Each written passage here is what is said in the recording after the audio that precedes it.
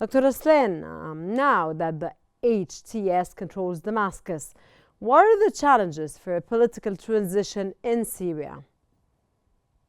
Well, first of all, thank you for having me. Challenges, they are myriad actually. Let's start with the political and security vacuums because they do exist, even if not wholly, at least partially, but they do exist. And this comes at the top of the list of the challenges facing Syria and Syrians. Number two, Syria is a diverse society, and we all know what counts for a mosaic society and what comes of a mosaic society when it comes to agreements and disagreements on the future of a country.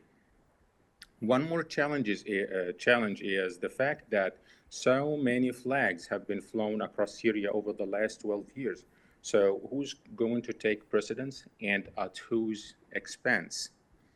Another challenge is what becomes of the large arsenal of the Syrian army, whether we're talking about conventional or unconventional weapons.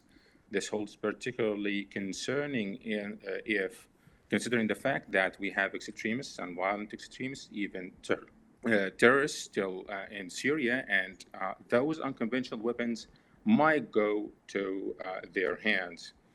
And To whose hands, related to Dr. this, Raslan? To whose hands? extremists, violent extremists, or even terrorists. So you mean the We know that there extremists are and the challenges. terrorists? The weapons might go to Yes, them. yeah, it's a possibility. We shouldn't be ruling out those possibilities. Also, there are chances for the revival of terrorist groups such as Al Qaeda and Daesh.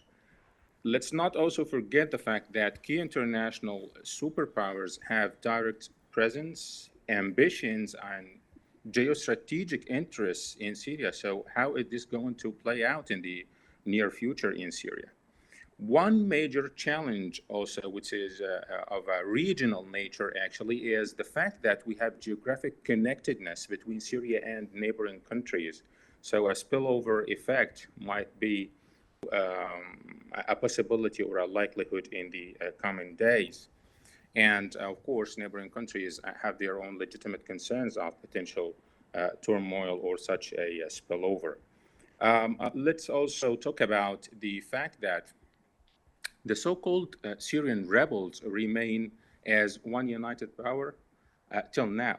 But what comes next should be a good question to ask because to use a political metaphor, they are strange bedfellows. They are not at one when it comes to all issues and the future of a government or a system of government in Syria. Also, there are some actors on the Syrian arena who would reveal or even return to some dogmatic, violent, extremist lines of action or ideologies. This will be very dangerous to the Syrian people and the future of Syria. And when it comes to a constitution, who's going to negotiate a constitution? What kind of constitution we're talking about, especially in a country that left or has a legacy of non-democratic practices.